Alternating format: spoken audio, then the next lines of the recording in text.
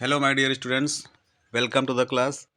प्यारे बच्चों, हम अभी तक फर्स्ट पार्ट में इंडिगो के फर्स्ट पार्ट में पढ़ चुके हैं कि किस प्रकार से राजकुमार शुक्ला गांधी जी से मिलते हैं और शेयर क्रूपर्स की प्रॉब्लम को बताते हैं। इसके बाद फिर गांधी जी कहते हैं कि कोलकाता में हमको मिलिएगा और हम आपके साथ चंपारण चलेंगे।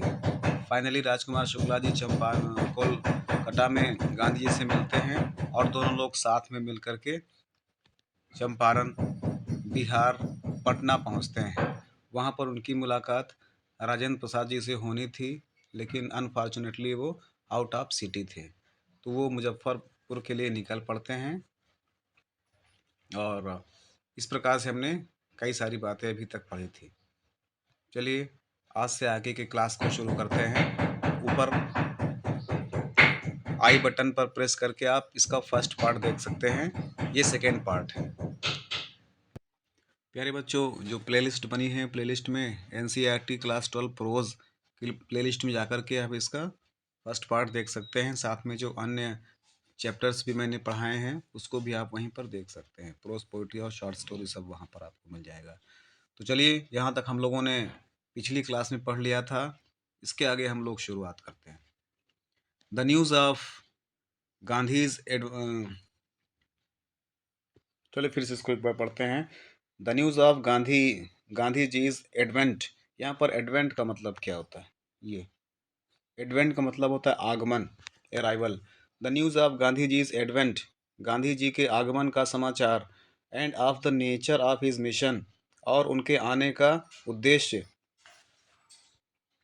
स्प्रेड क्विकली थ्रू मुजफ्फरपुर, पूरे मुजफ्फरपुर में फैल जाता है। अर्थात गांधी जी का आगमन और उनके आने का कारण अर्थात लोगों को मालूम चल गया था कि गांधी जी मुजफ्फरपुर आ रहे हैं, और वे जो है वो पटाईदार जो है शेयर क्रूपर से उनके समस्या का समाधान करने के लिए आ रहे हैं। सारे लोग बहुत खुश होते हैं।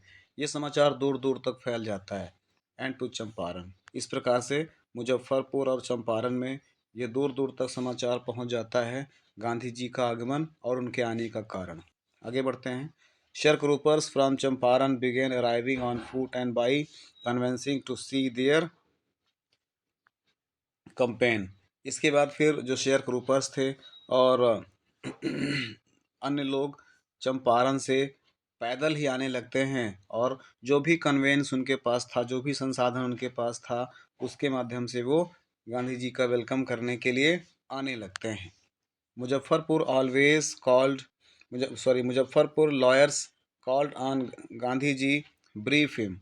मुजफ्फरपुर के जो लॉयर्स थे उन्होंने गांधी जी को सारांश में उस घटना के बारे में बताया। They frequently represented peasants group in court. वे जल्दी ही पीसेंट्स ग्रुप अर्थात किसानों का ग्रुप बनाया और कोर्ट में पेशी दी। They told him about their cases and reported the size of the fee. उन्होंने जल्दी ही वहाँ के जो लॉयर्स लोग थे उनके केसेस के बारे में भी बताया, और साथ ही फीस के बारे में बताया। फीस के बारे में क्या बताया? जो किसान लोग थे, जल्दी उन्होंने पूरा एक ग्रुप गांधी जी से मिला और उन्होंने वहाँ के लॉयर्स के बारे में बताया कि यहाँ के लॉयर्स लोग समस्या का समाधान नहीं करते जल्दी से, और जब करते हैं तो उसके लिए बड़ी खासी लंबी चौड़ी फीस भी लेते हैं। अब देखिए, Gandhi ji chided the lawyers for collecting big fees from the sharecroppers. Gandhi ji ने लॉयर्स को फटकार लगाई। चाइड का मतलब क्या होता है? फटकार लगाना, डांट लगाना। किस चीज़ के लिए? कलेक्टिंग बिग फीस, ज़्यादा फीस इकट्ठा करने के लिए शेयर ग्रुपर से। अर्थात गांधी जी ने शेयर ग्रुपर से ज़्यादा फीस इकट्ठा करने के लिए लॉयर्स को फटकार लगाई। उन्होंने कहा, I have come to the conclusion that we should stop going to law courts. उन्होंने कहा कि मैं इस निष्कर्ष तक पहुंचा हूं कि हमें कोर्ट में जाना बंद कर देना चाहिए। Taking such cases to the courts does little good. इस प्रकार के मामले को इस प्रकार के केसेस को, इस प्रकार के मामले को कोर्ट में ले जाना बहुत थोड़ा अच्छा है। अर्थात कोई खास उसमें हमको लाभ नहीं मिलना होगा। Where the peasants are so crushed and fear stricken. जहाँ पर किसान लोग पहले से ही क्रस्ड हैं, पहले से ही पीड़ित हैं और पहले से ही डरे हुए हैं, तो लॉ कोर्ट्स आर यूजलेस, जो कानूनी कोर्ट्स बने हैं उसका कोई फ़ायदा नहीं है। जहाँ पर पहले से ही लोग इतना डरे हुए हैं, जहाँ पर पहले से ही लोग इतना सताए हुए हैं, उनसे अच्छी खासी फीस लेकर के उनको और डराना और उनको सही न्याय ना मिलना, तो इसका कोर्ट से क्या ताल्लुक है? कोर्ट में इस प्रकार के मामले ले जाने से क्या फ़ायदा है जहाँ पर कोई न्याय ही ना मिल रहा हो। The real relief from them is to be free from fear. वास्तव में जो सच्ची रिलीफ है, सच्चा आराम है, उनको इस फियर से मुक्ति दिलाना है, इस डर से मुक्ति दिलाना है। Most of the rebel land in the Champaran districts was divided into large states. अब कहते हैं कि जो यहाँ पे चंपारण में बहुत सारे जो किसान रहते थे या लैंड के जो स्वामी रहते थे, वे काफ़ी इकट्ठा रहते थे, काफ़ी झुंड में रहते थे। तो यहाँ पर कहा गया है कि इसको ऐसे कर लेते हैं ना, most of the arable land. यहाँ पर अरेबल लैंड का मतलब क्या होता है? अरेबल लैंड का मतलब होता है एक प्रकार से कृषि योग्य भूमि। तो most of the arable land, ज़्यादातर कृषि योग्य भूमि इन चंपारण डिस्ट्रिक्ट में डिवाइडेड इनटू, बटी हुई थी। तो चंपारण डिस्ट्रिक्ट में जो कृषि योग्य भूमि थी वो बटी हुई थी लार्ज स्टेट, बड़े क्षेत्रों में। लार्ज स्टेट अर्थात अलग अलग भागों में बटी हुई थी और ओन्ड बाय इंग्लिशमैन, जिसके ओनर, जिसके मालिक अंग्रेज लोग थे। तो चंपारण में जो उपजाऊ भूमि थी, जो जितनी भी ज़्यादातर उपजाऊ भूमि थी, वो एक प्रकार से जायदादों के बीच में बटी हुई थी। किसानों को उनको मिली नहीं थी, पूरी की पूरी अंग्रेजों ने अपने कब्जे में ले रखी थी।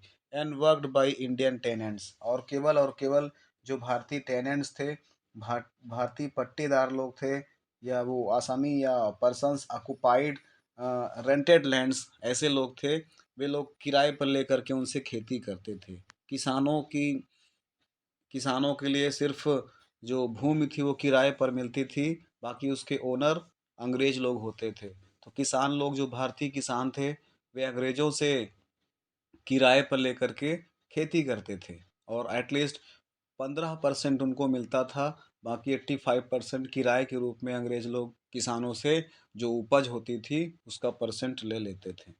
इस प्रकार से आगे बढ़ते हैं। The chief commercial crop was Indigo, और वहाँ पर जो मुख्य कमर्शियल क्रॉप थी, मुख्य व्यवसायी फसल थी, वो इंडिगो थी। नील की ही खेती वहाँ पर होती थी।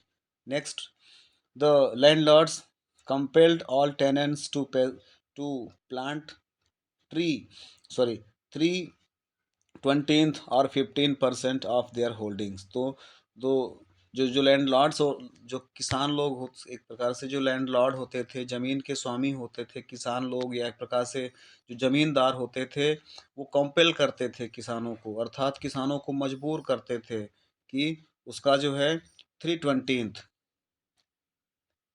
3/20 अर्थात लगभग 15% होल्डिंग पर उनको खेती करनी पड़ती थी, और surrender the entire indigo harvest as rent, और बकाया जितना भी इंडिगो होता था उसको उनको रेंट के रूप में उनको सरेंडर कर देना पड़ता था। तो मतलब किसानों को केवल 15% प्राप्त होता था, बाकी रेंट के रूप में 85% अंग्रेजों को दे देना पड़ता था। तो this was done by long term contract, और यह एक लंबे समय के लिए कॉन्ट्रैक्ट बेसिस पर था। ऐसा नहीं कि हमको घाटा हो रहा है हम खेती नहीं करेंगे। उन्होंने पहले से ही एक बॉन्ड में सिग्नेचर करवा लिया था उन किसानों से, ताकि कल को कोई प्रॉब्लम ना हो, इनको मजबूरी में खेती करना ही पड़े, ये प्रॉब्लम थी उस समय। चलिए आगे बढ़ते हैं। Presently the landlords learned that Germany had developed synthetic indigo।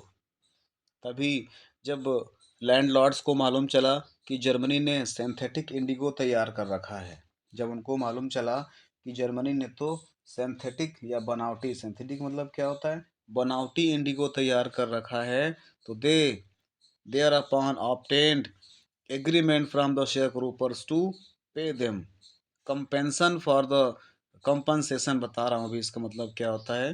हाँ, compensation for being related from 15% arrangement. अब इसके बाद क्या होता है प्यारे बच्चों, जब वहाँ के लैंडलॉर्ड को, जहाँ पर ज़मींदारों को ये मालूम चलता है कि जर्मनी ने सिंथेटिक इंडिगो डेवलप कर लिया है, तो दे देयर अपान, तो इसके बाद उन लोगों ने एक प्रकार से प्रेशर देना शुरू कर दिया।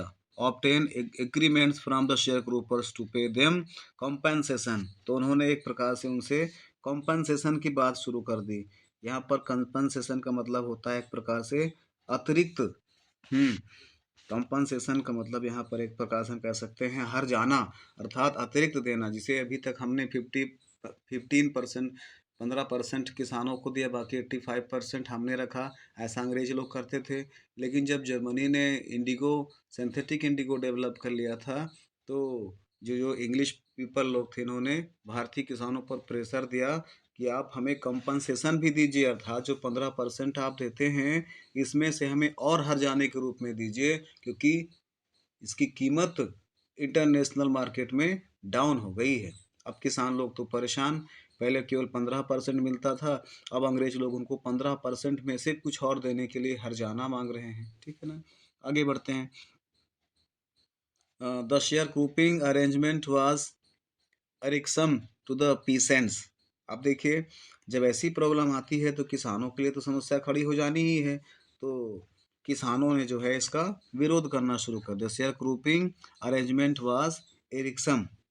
यहाँ पे एरिक्सम का मतलब क्या होगा प्यारे बच्चों, यहाँ पर एरिक्सम का मतलब एक प्रकार से हम कह सकते हैं उनके लिए ये एक प्रकार से इरिटेटिंग लग रहा था, इनके लिए एक प्रकार से एनोइंग लग रहा था, भारी कष्ट लग रहा था इनको। The sharecropping arrangement was irksome. अब उनके लिए थोड़ा सा कष्टदायक लग रहा था, क्योंकि अभी 15% तो मिलता था, उसमें तो उनको कष्ट होता था, लेकिन अब 15% में से वो लोग और कंपनसेशन मांग रहे हैं, हर्जाना मांग रहे हैं, तो इस प्रकार से किसानों की स्थिति और ख़राब होने लगती है। हाँ, अब देखो, and the many sign willingly, और विलिंगली मीन्स होता है स्वेच्छा से, और बहुत से लोगों ने इसको स्वेच्छा से स्वीकार कर लिया था, मतलब मजबूर थे बेचारे, क्या करते, अगर ना करते तो फिर खाते क्या।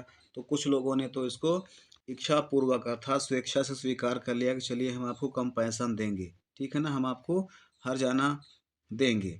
दोज हु रेसिस्टेड, लेकिन कुछ लोग ऐसे भी थे जिन्होंने रेसिस्ट किया, उस चीज़ का विरोध किया कि हम कंपनसेशन नहीं दे सकते हैं, हम आपको हर जाना नहीं दे सकते हैं, क्योंकि हम ऑलरेडी बहुत परेशान हैं, हम हमसे आप 85% इंडिगो ले लेते हैं, केवल हमको 15% मिलता है, और लेकिन अब आप उसमें भी कंपनसेशन मांग रहे हैं, हर जाना मांग रहे हैं, तो हमारा परिवार कैसे चलेगा। तो कुछ लोगों ने इसका विरोध किया। इंगेज्ड लॉयर्स, लॉयर से संपर्क किया। द लैंडलॉर्ड्स हायर ह्यूज, लेकिन लैंडलॉर्ड लोग थे जो महंगे वकील हायर कर लेते हैं। Meanwhile the information about synthetic Indigo reached the illiterate person, लेकिन अब इस प्रकार से धीरे धीरे जो एक प्रकार सिंथेटिक इंडिगो की जानकारी थी वो आम पीपल तक पहुंच जाती है। जो जर्मनी में सिंथेटिक इंडिगो बनाई गई थी उसकी जानकारी अब छोटे किसानों को भी मिल गई थी, हु हैड साइंड, जिन्होंने पहले से ही साइन कर दिया था। मतलब कुछ लोग तो सहमत हो गए थे ना, मैंने बताया अभी आपको, कुछ लोग खुशी से सहमत हो गए थे, कुछ लोग जो है अपना खुशी से सहमत हो गए थे कि चलिए हम इतने पर भी काम करने को तैयार हैं। कुछ लोगों ने इसको रेसिस्ट किया था, विरोध किया था। जो विरोध किए थे वो तो बच गए, लेकिन जो ये समझकर चलिए हम खेती करने को तैयार हैं, उन्होंने उनके बॉन्ड में, उनके कागज़ में हस्ताक्षर कर दिए थे कि हम इतने में भी खेती करने को तैयार हैं। लेकिन जब उनको मालूम चला, बाद में मालूम चला, चूँकि अंग्रेज़ों को तो पहले मालूम चल गया था कि जर्मनी में इसका हो चुका है, इंटरनेशनल न्यूज़ थी। लेकिन जो इलिटरेट पीसेंट्स थे, जो गरीब और अशिक्षित किसान थे, उनको इसकी जानकारी नहीं थी। लेकिन जब उनको इसकी जानकारी हुई तब वे परेशान हो गए कि ओ माय गॉड, अब हम क्या करें, हमने तो बॉन्ड में सिग्नेचर भी कर दिया है। फिर उन्होंने साइन कर दिया था। अब देखो, they wanted their money back, अब वे अपना पैसा वापस चाहते थे। वो शेयर ग्रुपर्स, वे गरीब किसान लोग अंग्रेजों से अपना पैसा वापस चाहते थे कि नहीं नहीं, हमको जानकारी नहीं थी कि जर्मनी ने सिंथेटिक इंडिगो डेवलप कर लिया है, और हमने आपको जो 15% मिला था उसका भी शेयर आपको दे दिया है, लेकिन अब हम काम करना नहीं चाहते हैं, हमारा बॉन्ड वापस करिए। इस प्रकार से अंग्रेजों ने उनको बेवकूफ़ बना दिया था। आगे बढ़ते हैं। At this point, Gandhi ji arrived in Champaran, और मेन इसी विषय को लेकर के गांधी जी चंपारण गए थे। राजकुमार शुक्ला जी ने गांधी जी को चंपारण बुलाया था। आगे बढ़ते हैं। और he began by trying to get the fact, उन्होंने जांच जानकारी लेना शुरू कर दिया। उन्होंने फैक्ट अर्थात जो सच्चाई थी, जो सच था, उसको जानकारी लेना शुरू कर दिया। First he visited the secretary of British landlords association, पहले तो वो ब्रिटिश जमींदार का जो संगठन है, संस्था थी, वहाँ पर जाते हैं, अर्थात उनके एक प्रकार से जमींदारों के ऑफिस में जाते हैं ताकि उनको कुछ जानकारी मिल सके। हाँ, और the secretary told him that they could give no information, जो वहाँ सेक्रेटरी था उसने साफ साफ गांधी जी से मना कर दिया कि वो किसी भी प्रकार की कोई भी जानकारी, कोई भी इन्फॉर्मेशन नहीं दे सकते हैं टू एन आउटसाइडर, किसी बाहरी व्यक्ति को। तो उस सेक्रेटरी ने गांधी जी को कहा कि आप आउटसाइडर हैं और हम आप आउटसाइडर को किसी भी प्रकार की इन्फॉर्मेशन नहीं दे सकते हैं। Gandhi ji answered that he was no outsider, लेकिन गांधी जी ने बताया कि वो आउटसाइडर नहीं है। गांधी जी ने साफ साफ कह दिया कि मैं कोई बाहरी व्यक्ति नहीं हूँ, मैं भी इसी देश का नागरिक हूँ, मैं भी भारत का रहने वाला हूँ, इसलिए मुझको भी अपने देश के लोगों की सेवा करना, उनके अधिकारों को दिलाना, उनके हक दिलाना मेरा अधिकार बनता है, इसलिए मैं भी बाहरी कैसे हो सकता हूँ, मैं बाहरी हो ही नहीं सकता हूँ। इस पर देखिए next, Gandhi ji called on the British official commissioner of the Tirhut division in which the Champaran district lay. अब देखिए आगे क्या होता है नेक्स्ट, इसके बाद गांधी जी तिरहुत मंडल, एक प्रकार से मंडल है तिरहुत डिवीजन, तिरहुत मंडल के जो सरकारी ब्रिटिश कमिश्नर थे, जो ब्रिटिश सरकारी ब्रिटिश कमिश्नर थे, उनसे मिलते हैं। विच द चंपारण डिस्ट्रिक्ट ले, जो कि चंपारण डिस्ट्रिक्ट में ही आता था। इसके बाद गांधी जी तिरहुत मंडल के सरकारी ब्रिटिश कमिश्नर से मिलते हैं, जिसमें चंपारण जनपद भी आता था।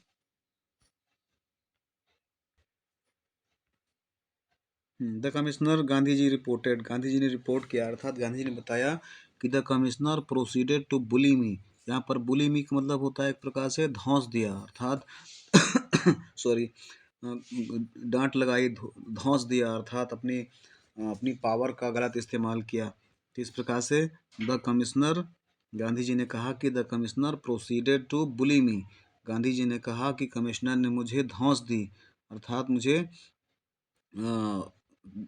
अच्छे शब्दों में बात नहीं किया।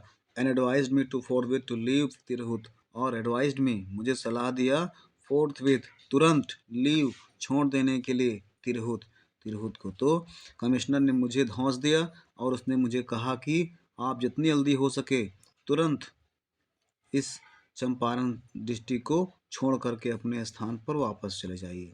आगे बढ़ते हैं। Gandhi ji did not leave, लेकिन गांधी जी इतने डरपोक थोड़े थे, गांधी जी ने उस स्थान को नहीं छोड़ा। Gandhi ji did not leave, Gandhi ji ने उस स्थान को छोड़ा नहीं। Instead he proceeded to Motihari, the capital of Champaran, बजाय इसके वो मोतिहारी चले गए, जो कि चंपारण की राजधानी थी। तो चंपारण की राजधानी मोतिहारी चले जाते हैं, और सेवरल लॉयर्स अकम्पनीड हिम, कई सारे लॉयर भी उनके साथ जाते हैं। और at the railway station a vast multitude greeted Gandhi ji, और जब स्टेशन पर पहुंचते हैं तो बड़ी संख्या में भारतीय किसान ने, अनेक प्रकार के लोगों ने गांधी जी का स्वागत किया। He went to a house and using it as a head quarter, वो एक घर में जाते हैं और उसे अपना हेड क्वार्टर या उसे अपना ऑफिस बना लेते हैं, और कंटिन्यू हिज इन्वेस्टिगेशन, और अपनी जांच पड़ताल को जारी रखते हैं, क्योंकि उनको ढेर सारी इंफॉर्मेशन इकट्ठा करनी थी। तब तो अंग्रेजों के खिलाफ मुकदमा लड़ सकते थे। तो तमाम प्रकार के किसानों से मिलते हैं, जो किसानों के मुखिया थे उनसे मिलते हैं, कुछ पढ़े लिखे वर्ग और लॉयर से भी मिलते हैं, और तमाम सारी सूचनाएं इकट्ठा करते हैं। अ रिपोर्ट केम, अब आगे बढ़ते हैं। अच्छा, a report came in that a peasant had been maltreated in a nearby village, तभी एक सूचना आती है कि नियर बाई विलेज, गांव के नज़दीक एक पीसेंट्स के साथ माल ट्रीटेड, गलत व्यवहार किया गया है। तभी सूचना मिलती है कि एक किसान के साथ जमींदार ने या अंग्रेजों ने दुर्व्यवहार किया है, माल ट्रीटेड किया है, अच्छा व्यवहार नहीं किया है, उनको पीड़ित किया है। तो Gandhi ji decided to go and सी, गांधी जी ने वहां जाने और उसको मिलने का निश्चय किया। The next morning he started out the back of an elephant, अगले दिन वो एक एलिफेंट की पीठ में बैठ करके उस नियर बाई विलेज में जाने के लिए चल देते हैं। तभी he had not proceeded far when the police superintendent messenger overtook him, अभी उनको वहाँ पहुँचे ही नहीं थे, कहते हैं अभी वो वहाँ पहुँचे नहीं थे, तभी जो पुलिस सुपरिटेंडेंट के मैसेंजर थे वो रास्ते में मिल जाते हैं और उन्होंने उनको आगे बढ़ने से रोक दिया। Ordered him to return to town to his carriage, उन्होंने कहा कि अपने आप कैरेज के साथ, अपने आप बोरी बिस्तरा के साथ जो भी आप सामान लिए हैं वहाँ से चुपचाप अपने टाउन, अपने शहर, अपने गांव आप वापस चले जाइए। गांधी जी कंपेल्ड, लेकिन गांधी जी ने कंपेल किया अर्थात आज्ञा का पालन किया। गांधी जी ने उनकी आज्ञा मानी और चुपचाप वापस चलते हैं। जैसे में the messenger drove Gandhi ji home where he served him with an official notice, Gandhi ji चुपचाप उन मैसेंजर्स के साथ वापस गांव जाते हैं और जहां पर उन मैसेंजर्स ने गांधी जी को ऑफिशियल नोटिस दिया टू क्वाइट चंपारण इमीडिएटली, जिसमें लिखा हुआ था कि आप चंपारण छोड़कर तुरंत यहाँ से चले जाइए। Gandhi ji signed receipt for a notice, Gandhi ji ने उस रिसिप्ट पर साइन कर दिया and wrote on it that he would disobey the order, और उन्होंने उसमें साफ साफ लिख दिया कि he would disobey the order, अर्थात वो आज्ञा नहीं मानेंगे, इस आज्ञा को अवज्ञा करते हैं। यहीं से होती सविनय अवज्ञा आंदोलन की शुरुआत होती, अर्थात ये पहला अवसर था जब किसी सरकारी लेटर को ये कह करके मना कर दिया गया था कि हम आपकी आज्ञा नहीं मानेंगे। गांधी जी ने इसकी पहल की, इसकी शुरुआत की। फिर आगे बढ़ते हैं। इन कंसिक्वेंस, कंसिक्वेंस मीन्स क्या होता है, परिणाम स्वरूप, as a result. In consequence Gandhi ji received a summons to appear in the court the next day, और इसके परिणाम स्वरूप गांधी जी को एक समन आता है, गांधी जी को एक बुलावा आता है कोर्ट में पहुंचने के लिए।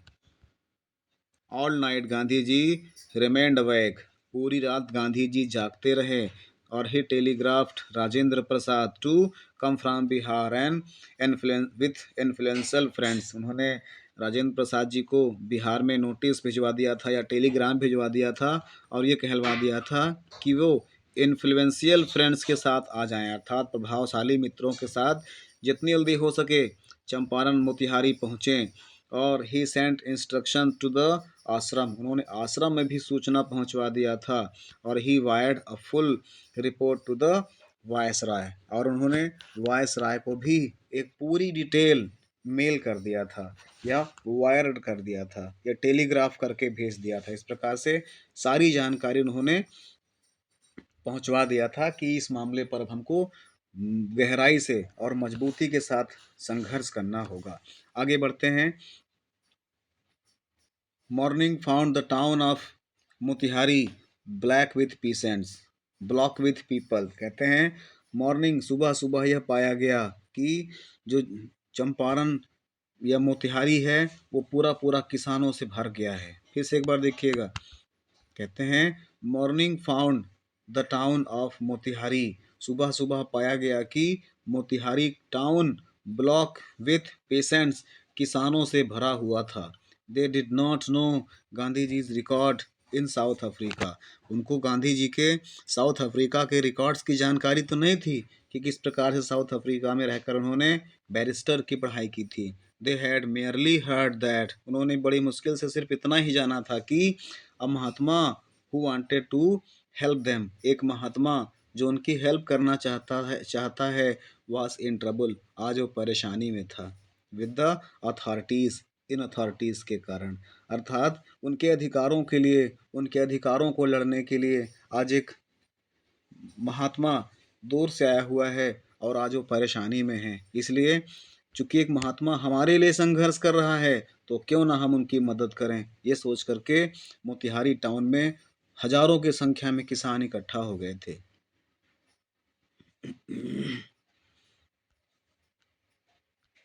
चलिए आगे बढ़ते हैं। तो कहते हैं there spontaneous demonstration. Spontaneous means होता है ये अचानक, आकस्मिक, सडनली, नॉट प्लान्ड, है ना। कोई चीज़ घटना अचानक घटने लगे, तो कोई प्लान तो था नहीं कि क्या होने वाला है। गांधी जी को भी नहीं मालूम था क्या होने वाला है। तभी तो देयर स्पॉन्टेनियस डिमॉन्स्ट्रेशन, और डिमॉन्स्ट्रेशन मीन्स प्रदर्शन, तो उनका अचानक का इस प्रकार से प्रदर्शन इन थाउजेंड, हजारों की संख्या में, around the court, around the, हाँ, कोर्ट हाउस के चारों ओर, was the beginning of their liberation.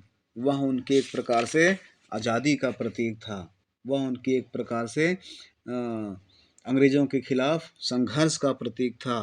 Fear of the British, और भयमुक्त होने का, अंग्रेज़ों से भयमुक्त होने का एक प्रदर्शन था। इस प्रकार से कहते हैं कि हजारों की संख्या में कोर्ट परिसर के चारों ओर उनका यह प्रदर्शन वास्तव में अंग्रेज़ों से भयमुक्त होने की इन लोगों की शुरुआत मात्र थी। इस प्रकार से हमने अभी तक पढ़ा कि गांधी जी ने जो अलख लगाई थी, गांधी जी ने जो लोगों के अंदर एक हौसला भरने का प्रयास किया था, खुद उन्होंने विरोध करना शुरू किया, और इसका परिणाम ये हुआ कि हजारों की संख्या में भारतीय किसान, भारतीय देश प्रेमी गांधी जी के साथ हो लेते हैं। और ये पहला अवसर था जब अंग्रेज़ों को भारतीय लोगों को एक साथ एकजुट होता देख करके डर लगने लगा था। अभी तक अंग्रेज भारतीयों को डराते थे, लेकिन जब आज भारतीय किसान चारों तरफ से उस कोर्ट हाउस को घेर लेते हैं महात्मा गांधी जी के नेतृत्व में, तो आज ब्रिटिश लोगों को डर लगने लगा था।